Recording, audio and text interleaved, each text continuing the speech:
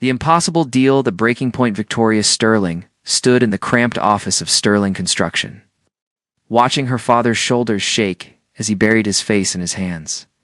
The harsh fluorescent light cast shadows across the scattered papers on his desk, each one representing another unpaid bill, another failed contract, another step closer to losing everything their family had built over 3 generations. "Dad, we'll figure something out," Victoria whispered, though her voice lacked conviction. She had been saying the same words for months, ever since Cross Industries had swooped in and taken their biggest contract. The Riverside Development Project was supposed to save them, but Nathan Cross had outbid them with resources they could never match. Robert Sterling looked up at his daughter with tired eyes that had aged 10 years in the past 6 months. "Sweetheart, there's something I haven't told you." His voice cracked as he reached for a legal document buried beneath the invoices. "When we lost the Riverside contract, I made some desperate decisions. I took loans against the company, against the house. If we don't pay back $3 million by the end of next month, we lose everything." Victoria felt the blood drain from her face. $3 million might as well have been $3 billion for a family that was struggling to pay their electric bill. She sank into the worn leather chair across from her father's desk, the same chair where she used to sit as a little girl, drawing pictures while he worked late into the night. There has to be something we can do, she said, more to herself than... To him, maybe we could sell the equipment, the trucks, ... I already tried. The banks won't accept it as collateral anymore. Robert's voice was hollow. "Victoria, I'm going to lose your mother's legacy. This company was everything to her." The mention of her mother, who had passed away 5 years earlier, sent a sharp pain through Victoria's chest. Sterling Construction wasn't just a business. It was a family tradition, a piece of their history that connected them to better times. The unexpected visitor, the office door chimed as someone entered, and Victoria looked up to see Lucas's Hart, an impeccably dressed man in his early 30s. She recognized him from the newspapers as Nathan Cross's right-hand man, though she had never expected to see him in their modest office. "Mr. Sterling, Miss Sterling," Lucas said with a polite nod. "My employer would like to schedule a meeting with you both today, if possible." Robert frowned. "Cross Industries wants to gloat about taking our contract. They can do it through our lawyers." "This isn't about gloating, sir. Mr. Cross has a proposition that might benefit both parties." Lucas's tone was professional but not unkind. "He's waiting in his car outside. He understands this is unusual, but the matter is time-sensitive." Victoria exchanged a glance with her father. They had nothing left to lose, and curiosity was getting the better of her. "What kind of proposition?" "It's the kind that's better discussed in person," Lucas replied. "Will you come?" Face to face with power, the black limousine looked completely out of place on the industrial street where Sterling Construction had its office. Victoria felt underdressed in her paint-stained jeans and cardigan as Lucas opened the door for them. Inside, Nathan Cross sat across from them, his presence filling the luxurious space despite his calm demeanor. Victoria had seen him in business magazines and news articles, but seeing him in person was different. He was younger than she had expected, with dark hair and steel-gray eyes that seemed to assess everything around him. His charcoal suit probably cost more than her rent for 6 months, and everything about him radiated the confidence that came with unlimited resources. "Mr. Sterling, Miss Sterling," Nathan said, his voice deep and controlled. "Thank you for meeting with me." Robert sat stiffly. "Let's get to the point, Cross. What do you want?" Nathan's gaze shifted to Victoria, studying her with an intensity that made her uncomfortable. "I want to offer you a solution to your financial problems." "Complete debt forgiveness, plus a contract that will keep Sterling Construction profitable for the next decade." Victoria's heart skipped a beat, but she forced herself to remain skeptical. "What's the catch?" Slight smile played at the corners of Nathan's mouth, perceptive. "The catch, Miss Sterling, is that I need something in return. Something that can't be bought with money alone, which is," Robert demanded. Nathan's eyes never left Victoria's face. "I need a wife." The proposal, the silence in the limousine, was deafening. Victoria stared at Nathan, certain she had misheard him. "Excuse me?" "A wife?" Nathan repeated calmly. "For 1 year. A legal marriage that will satisfy certain business requirements and family obligations." Victoria felt a laugh bubble up in her throat, Part hysteria and part disbelief. You're insane. Impractical, Nathan corrected. My grandmother controls a significant portion of Cross Industries through a family trust, threatening to transfer control to my cousins if I don't marry by my 33rd birthday. That's 6 months. From now, Robert found his voice. You want to marry my daughter for a business deal? I want to marry your daughter to solve both our problems, Nathan said. She gets her family's company saved, and I get to maintain control of mine. It's mutually beneficial. Victoria shook her head. This is medieval. You can't just buy a wife. I'm not buying you, Nathan said, his tone softening slightly. Proposing a contract. 1 year of marriage, separate living arrangements, if you prefer, minimal public appearances. At the end of the year, we divorce amicably, and you'll have enough. Money to ensure your family never faces financial hardship again. The weight of desperation. Victoria looked at her father, seeing the hope and shame warring in his expression. She knew he would never ask her to make such a sacrifice, but she also knew that Sterling Construction was his entire world. Out. He would be lost. Asterisk, this is crazy, she whispered. People don't get married for business anymore. People do a lot of things for $3 million, in the promise of future security, Nathan said matter-of-factly. But I'm not asking for an answer right now. Think about it. He reached into his jacket and pulled out a business card. Call me when you've decided, but don't take too long. Your father's creditors won't wait forever. The limousine pulled up to their office, and Lucas opened the door. As Victoria and her father climbed out, Nathan spoke once more. Miss Sterling? She turned back to him. For what it's worth, I researched you thoroughly before making this offer. You're not just someone I picked at random. You have qualities I respect: intelligence, integrity, and loyalty to your family. This arrangement doesn't have to be unpleasant. The impossible choice that evening, Victoria sat in her tiny apartment, staring at Nathan's business card while Emma, her roommate and best friend, paced around the living room in disbelief. Hey. He wants to marry you for a year to impress his grandmother. Emma said for the third time. Victoria, this sounds like something out of a romance novel. It's not romantic, Victoria said firmly. It's a business transaction. A very cold, calculated business transaction at $3 million. Emma sat down beside her. That would save your dad's company and then some. Victoria had been thinking the same thing. The money would not only pay off the debts, but give Sterling Construction the capital it needed to compete for bigger contracts. Her father could retire with dignity instead of watching his life's work crumble around him. What if he's lying? Victoria asked. What if this is some elaborate scheme to humiliate me or my family? Emma shook her head. Nathan Cross doesn't need schemes. If he wanted to destroy Sterling Construction, he's already done it. This actually makes sense from his perspective. He gets a wife who won't try to take half his fortune in a real divorce, and you get to save your family. Victoria stood up and walked to the window, looking out at the city lights. Somewhere out there, Nathan Cross was probably in his penthouse, reviewing contracts and making decisions that affected thousands of lives. And for some reason, he had chosen her to solve his very personal problem. Asterisk 1 year, she murmured to herself. I could do anything for 1 year. The decision the next morning, Victoria found herself standing outside Cross Industries headquarters, a gleaming tower of steel and glass that seemed to pierce the sky.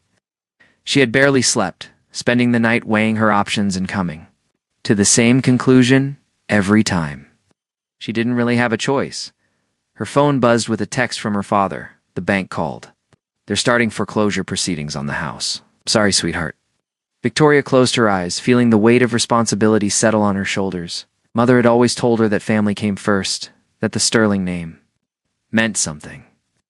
If marrying Nathan Cross for 1 year could preserve that legacy, then maybe it was worth the sacrifice. She walked into the lobby and approached the reception desk. I'm here to see Nathan Cross. Tell him Victoria Sterling has an answer. 20 minutes later, she was sitting across from Nathan in his corner office, surrounded by floor-to-ceiling windows that offered a view of the entire city. He looked as composed as ever, but she caught a flicker of something in his eyes when she walked in. Nervousness? Anticipation? I'll do it, she said without preamble. I'll marry you. But I have conditions. Nathan leaned back in his chair, studying her. I'm listening.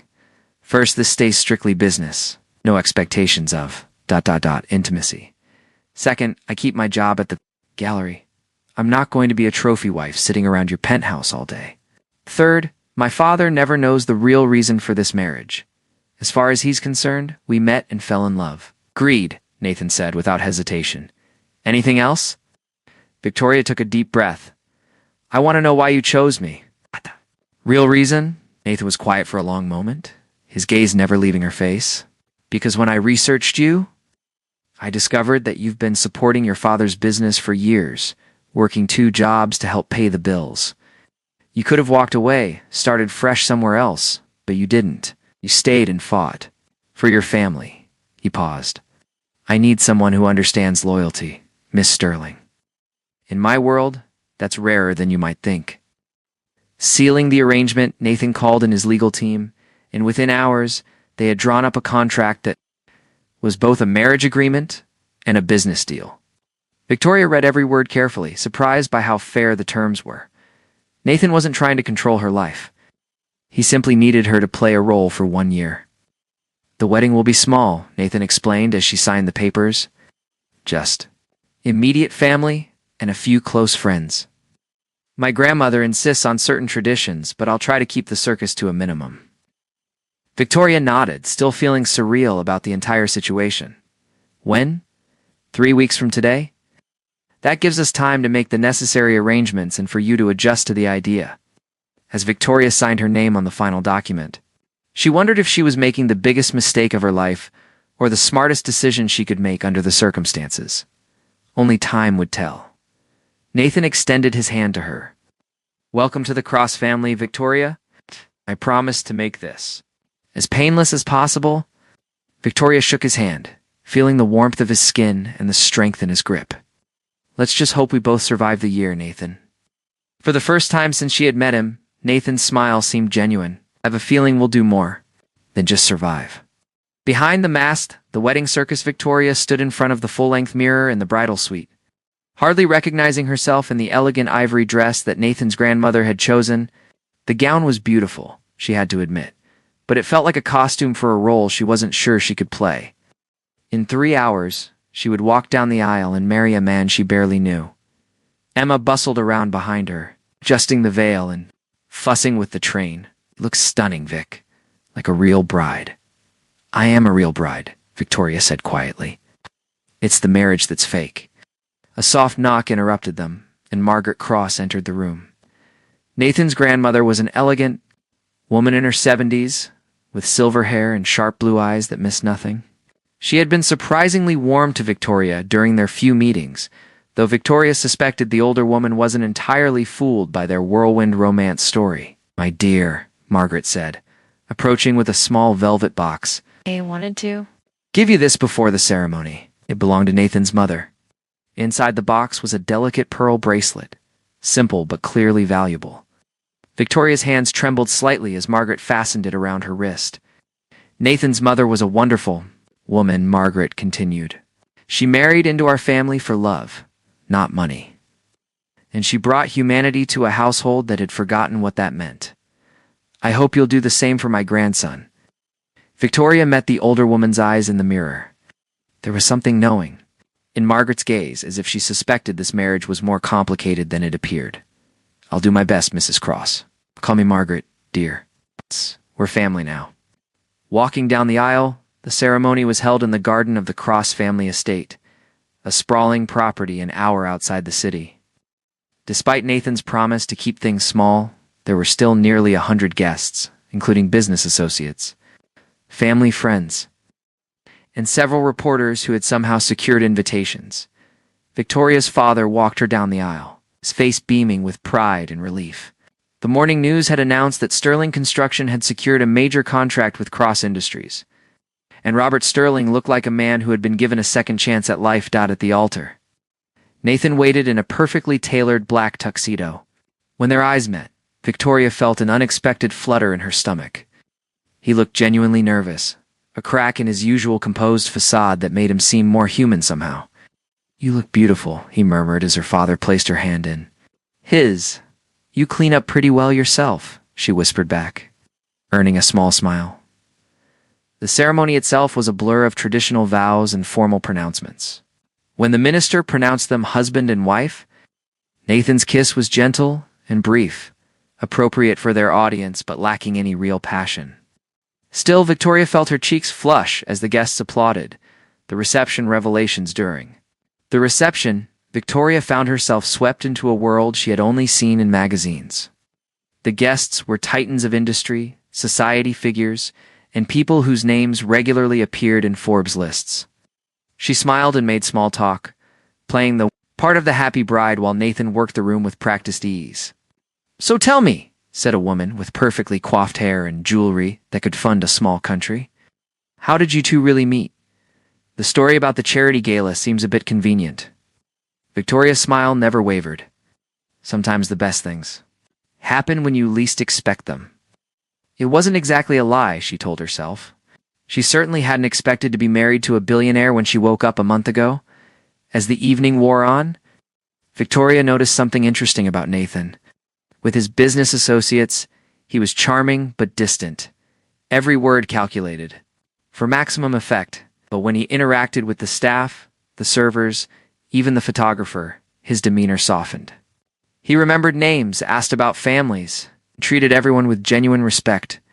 During a quiet moment, she found herself alone with Lucas, Nathan's assistant and oldest friend. "You seem surprised by something," Lucas observed, following her gaze to where Nathan was helping an elderly waiter who had stumbled slightly. "I expected him to be different," Victoria admitted. "More arrogant, I suppose." Lucas smiled. Nathan spent years building walls around himself. Most people only see the business side because that's what he shows them. But the man who just made sure that waiter was okay? That's the real Nathan Cross. Why does he hide it? Because showing weakness in his world is dangerous, Nathan learned. That lesson very young. Lucas's expression grew serious. His father was a ruthless man who believed that emotions were a liability.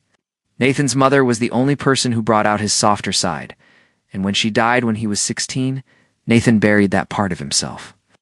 Victoria felt a pang of unexpected sympathy. She was beginning to understand that Nathan's cold exterior might be armor rather than his true nature. Moving in after their honeymoon in the Bahamas, which had been more like a business trip with better scenery, Victoria moved into Nathan's penthouse. The space was impressive but sterile. All clean lines and expensive furnishings that looked like they had never been truly lived in. "The master bedroom is yours," Nathan said, carrying her suitcases. "I've moved my things to the guest room." Victoria was surprised. "Nathan, this is your home." "I can take the guest room. The master suite has better natural light. I thought you'd want space to paint."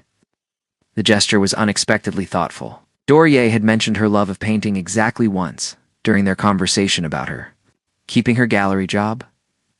"Thank you," she said softly. "That's very considerate." Nathan cleared his throat, suddenly looking uncomfortable with her gratitude. "Lucas will send over your schedule for next week. There are a few social events we need to attend together." Unexpected moments over the next few weeks, Victoria and Nathan settled into an odd rhythm of domestic life.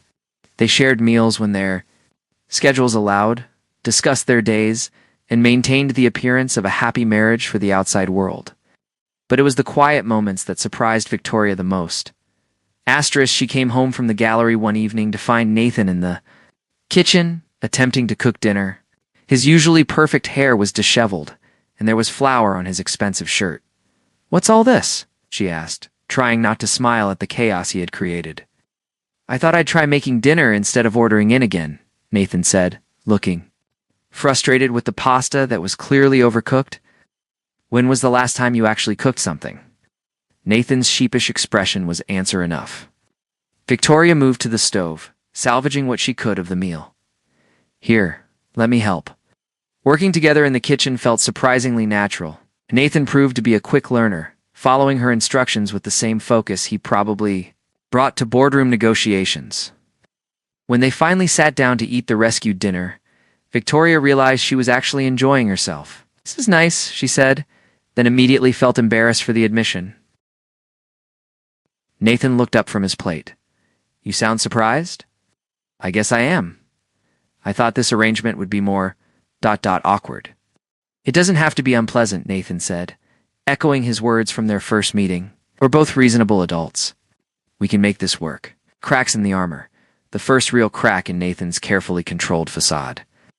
came during a business dinner with potential investors. Victoria had accompanied him, playing the supportive wife role. When one of the men made a crude comment about her appearance, "Cross always did have good taste in decorative accessories," the man said with a lewd grin. "Oh, I have to wonder what a girl like that sees in a cold fish like you." Victoria felt Nathan tense beside her, but before she could respond, he stood abruptly. "I think this meeting is over." "Nathan, come on," another investor said. "Martin's had too much to drink." "Don't let it ruin a good deal." "Any deal that requires me to tolerate disrespect toward my wife isn't worth making," Nathan said coldly. "Victoria, we're leaving." In the car afterward, Victoria studied Nathan's profile as he stared out the window. His jaw was tight, and she could practically see the anger radiating from him. "You didn't have to do that," she said quietly. "I can handle jerks like that." "I know you can," Nathan replied. "But you shouldn't have to." Duh. The fierce protectiveness in his voice surprised her. This wasn't about maintaining appearances or protecting his business image. This was personal. Late-night conversations as the weeks passed. Victoria found herself looking forward to the evenings when Nathan came home early enough for them to have dinner together. Their conversations gradually moved beyond surface topics to more personal territory. One night, as they sat on the terrace overlooking the city, Victoria asked the question that had been nagging at her. "Why didn't you just hire an actress? Someone who could play the role without the legal complications?" Nathan was quiet for so long that Victoria thought he might not answer. Finally, he said, "Because my grandmother would have seen through that." In a heartbeat, "She's incredibly perceptive about people." "And she doesn't see through this?" Nathan turned to look at her. "I'm not sure what she sees anymore." There was something in his expression that made Victoria's heart skip. "What do you mean?" Instead of answering, Nathan stood abruptly. "It's getting late. I have an early meeting tomorrow." As he disappeared into the penthouse, Victoria remained on the terrace, wondering what he had been about to say. Whatever it was, the moment had felt charged with possibility. And that frightened her more than she wanted to admit. The gallery opening Victoria's gallery was hosting an opening for a new artist, and Nathan had surprised her by asking to attend. She had assumed he would find the event boring. But he moved through the crowd with genuine interest, asking thoughtful questions about the artwork and listening intently to the artist's explanations. "You're full of surprises," Victoria told him as they stood before a particularly striking abstract painting. "Art is another form of investment," Nathan said, but his tone suggested there was more to it than that. "Is that why you're here? Scouting? For investments?" Nathan looked at her, his expression unreadable. "No, I'm here because it's important to you." The simple honesty of his statement caught Victoria off guard. Here. She was saved from having to respond by the arrival of the gallery owner, who was eager to introduce Nathan to potential buyers. Later that evening, as they walked through the quiet streets back to their car, Nathan surprised her again. "My mother was an artist," he said suddenly. "She painted portraits mostly. My father thought it was a frivolous hobby, but she kept a studio in the attic where she'd disappear for hours." Victoria slowed her pace, sensing this was important. "Do you still have her paintings?" "A few there in storage," and Nathan's voice was carefully neutral. "Haven't looked at them since she died." "Maybe you should," Victoria said gently. "Art is meant to be seen, to be remembered." Nathan didn't respond, but Victoria caught him glancing at her with an expression she couldn't quite decipher. The crisis there. Carefully maintained routine was shattered when Victoria came home one evening to find Nathan pacing in his study, his phone pressed to his ear. His face was dark with anger, and she caught fragments of a heated conversation about contracts and legal action. When he hung up, he ran both hands through his hair in frustration. "What's wrong?" Victoria asked from the doorway. "One of my competitors is making a play for the Riverside Development Project. They're claiming our contract with your father's company was obtained through fraud." Victoria's blood ran cold. "Kind of fraud?" "They're suggesting that our marriage was arranged to circumvent bidding regulations, that Sterling Construction never should have gotten the contract. Can they prove that?" Nathan's silence was answer enough. If anyone dug deep enough into the timeline of their relationship and the business deal, the truth might come to light. "What happens if they succeed?" Victoria asked, though she was afraid to hear the answer. "Your father loses the contract, and Sterling Construction faces a lawsuit that could destroy everything we've worked to rebuild." Victoria sank into a chair, feeling the weight of their deception crashing down on her. This is my fault. I should never have agreed to this. No, Nathan said firmly, moving to kneel beside her chair. This is not your fault. You saved your family with the only option available to you. His hands covered hers, warm and steady. I'll fix this, Victoria. Don't let your father pay for my problems. Asterisk looking into his eyes, Victoria saw something that made her breath catch. The cold, calculating businessman was gone, replaced by a man who was genuinely concerned about her and her family. It was the first time she had seen Nathan completely unguarded, and the intensity of his emotion was almost overwhelming. She whispered. Nathan's thumb traced over her knuckles. I don't know yet, but I'll figure it out. As they sat there in the quiet of his study, Victoria realized that something fundamental had shifted between them. This wasn't just about business anymore. The way Nathan was looking at her suggested he was beginning to realize it too. The question was, what were they going to do about it? Asterisk love without conditions. The investigation. Victoria spent the next 3 days watching Nathan transform back into the ruthless businessman she had first met. But now she could see the fear beneath his calculated exterior. He worked 8-hour days, fielding calls from lawyers and investigators, while trying to protect Sterling Construction from the growing scandal. The media had caught wind of the story. Speculation about their marriage was splashed across business journals and gossip columns alike. Victoria found herself scrutinized everywhere she went, with reporters asking pointed questions about the timeline of their relationship and her father's sudden good fortune. Mrs. Cross, is it true that you and your husband never met before your father's business troubles began? A persistent journalist cornered her outside the gallery. My husband and I are very much in love, Victoria replied, her voice steady despite the churning in her stomach. The timing of our marriage has nothing to do with business. Even as she said the words, Victoria wondered if anyone would believe. The story was too convenient, the timing too perfect. She was beginning to fear that their carefully constructed facade was about to crumble. Asterisk the confession that evening. Victoria found Nathan in his study, surrounded by legal documents and looking more defeated than she had ever seen him. He looked up when she entered, and the exhaustion in his eyes made her heart ache. Any progress? She asked softly. Nathan shook his head. My legal team thinks we can fight the allegations, but it will take months and cost millions. Even if we win, the damage to both our reputations might be irreversible. Victoria sat down across from him, studying his face. There's something else, isn't there? Nathan hesitated, then reached for a folder on his desk. The investigator they hired is good. Very good. He's uncovered some things about the timing of our marriage that will be difficult to explain, such as asterisk, the marriage license application was filed the same day your father's debts came due. Our first public appearance together was at a charity event that happened to be attended by the bank's loan officer. Nathan's voice was grim. Individually, these could be coincidences. Together, they paint a picture of an arranged marriage designed to circumvent business regulations. Victoria felt sick. So what do we do? Nathan was quiet for a long moment, his fingers drumming against the desk.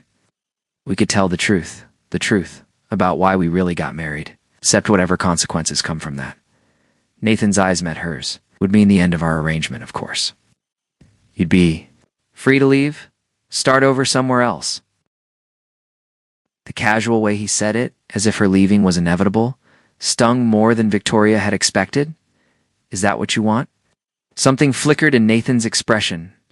What I want isn't relevant to this situation. It is to me. The words hung.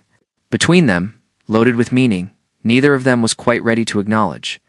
Nathan stood abruptly, turning to face the windows that overlooked the city. Victoria, you need to understand something. If we continue fighting this, your life will be under a microscope. Every decision you've ever made, every relationship you've ever had, will be dissected by lawyers and reporters. I won't put you through that. Don't I get a say in this? Nathan turned back to her, his expression pained. Of course you do. ... But I need you to understand what you'd be choosing. Victoria stood as well, moving closer to him. What if I choose to fight? Then we fight together, Nathan said quietly.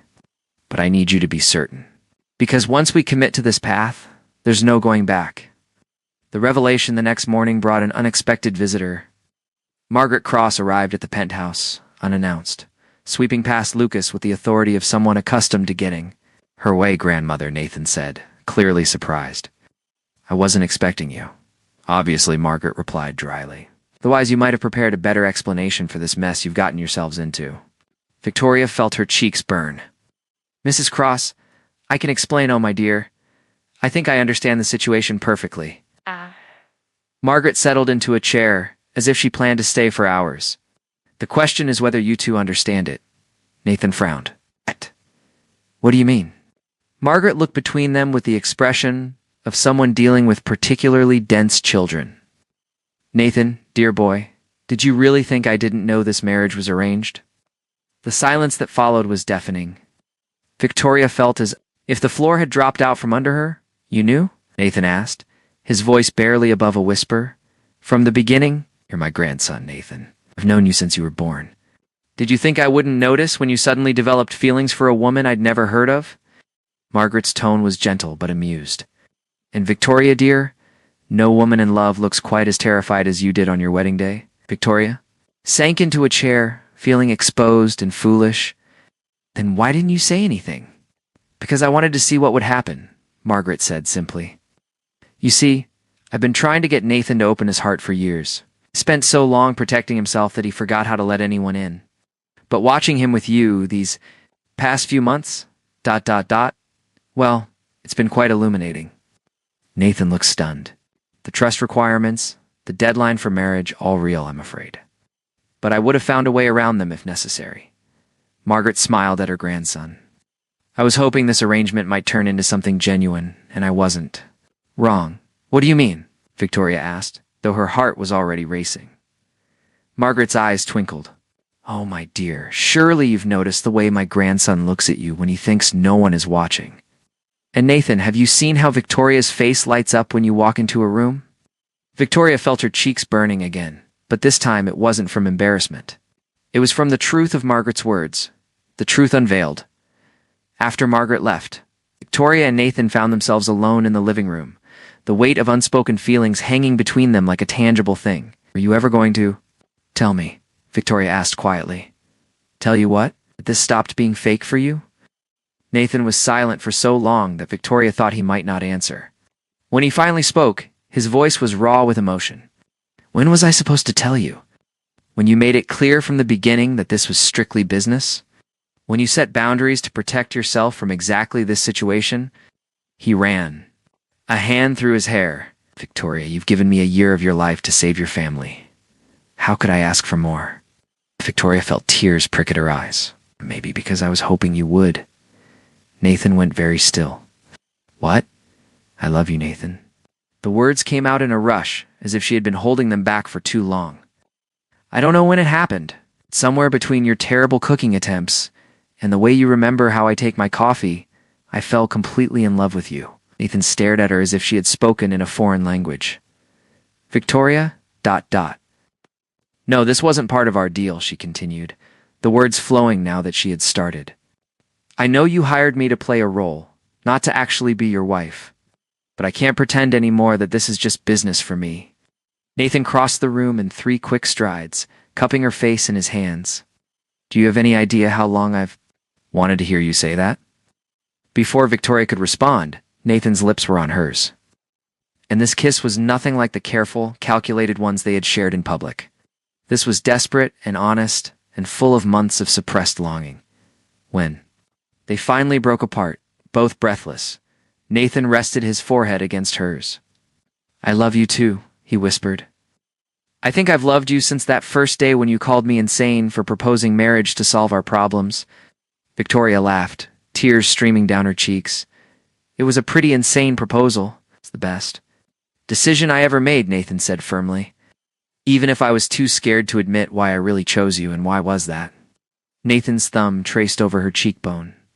Because from the moment I met you, you made me want to be the man I used to be before I learned to hide behind walls. You made me want to be worthy of someone like you. Fighting together the next few weeks were a whirlwind of legal battles and media scrutiny, but Victoria and Nathan faced it together as a real team. They held hands during depositions, supported each other through hostile interviews, and presented a united front that was no longer an act. The truth about their arrangement eventually came out. But by then, their genuine love for each other. It was so obvious that the scandal lost much of its sting. The business community, led by Margaret Cross's vocal support, rallied around them. Even the investigators had to admit that while the marriage had begun as a business arrangement, it had clearly evolved into something real. The irony, Lucas told Victoria as they watched Nathan field questions from reporters, with his usual composure, is that Nathan's reputation has actually improved through all this. People respect him more now that they've seen his human side. Victoria smiled, remembering the cold, calculating man she had first met. He was always human. He just forgot how to show it. The new beginning 6 months after the scandal broke. Victoria stood in the renovated offices of Sterling Construction. Watching her father oversee the largest project the company had ever undertaken, the business was thriving, and Robert Sterling looked 10 years younger than he had the day she had agreed to marry Nathan. Out of what you've accomplished, Nathan asked, coming up behind her and wrapping his arms around her waist.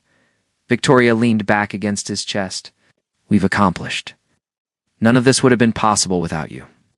I think you're underestimating your own contributions to this partnership, Nathan murmured against her ear. Victoria turned in his arms. Is that what we are? Partners. Among other things, Nathan said with a smile that still made her heart skip. Wife, friend, the woman who taught me that love isn't a weakness to be hidden, but a strength to be celebrated. And what are you to me? Nathan's expression grew serious. Hopefully, the man who gets to spend the rest of his life making you happy. Victoria reached up to touch his face, marveling at how open his expression was now, how easily he showed his emotions. You already make me happy, Nathan. Every single day, a real wedding.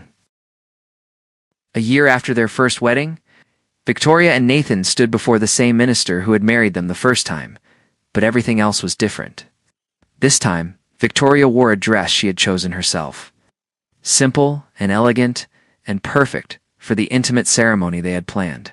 This time, when Nathan said his vows, his voice shook with emotion as he promised to love and protect her for the rest of their lives. This time, when Victoria promised to stand by his side through whatever challenges they might face, she meant every word. And this time, when the minister pronounced them husband and wife, their kiss was full of genuine love and the promise of a future they would build together. How does it feel to be married to the same man twice? Emma asked at the reception, which was being held in the garden of their new home, a place they had chosen together. Victoria looked across the room to where Nathan was talking with her father, both men laughing at something Robert had said. Like I'm the luckiest woman in the world. Margaret Cross appeared at her elbow, elegant as always in her pale blue dress. I told you this would work out, she said with satisfaction. You were very wise to see what we couldn't see ourselves, Victoria agreed. Oh, my dear, I didn't make you fall in love with each other. I simply provided the opportunity. Margaret's eyes twinkled. Love, real love, can't be forced or arranged. It happens when two people are brave enough to be vulnerable with each other. Victoria thought about the journey she and Nathan had. Taken from a cold business arrangement to a partnership built on trust and genuine affection, it wasn't easy. The best things never are, Margaret said, but they're always worth fighting for. The future later that evening, as their guests departed and the house grew quiet. Victoria and Nathan found themselves alone on the terrace where they had shared so many conversations over the past year and a half. Any regrets? Nathan asked, pulling her close as they looked out over the garden where fairy lights twinkled like stars. About marrying you twice? None at all. Victoria smiled up at him. Oh, I have to admit, I'm curious about what our life would have been like if we had met under normal circumstances. Nathan considered this. I probably would have been too intimidated to ask you out. And I probably would have been too intimidated to say yes, Victoria admitted. Maybe we needed the arrangement to get past our own fears.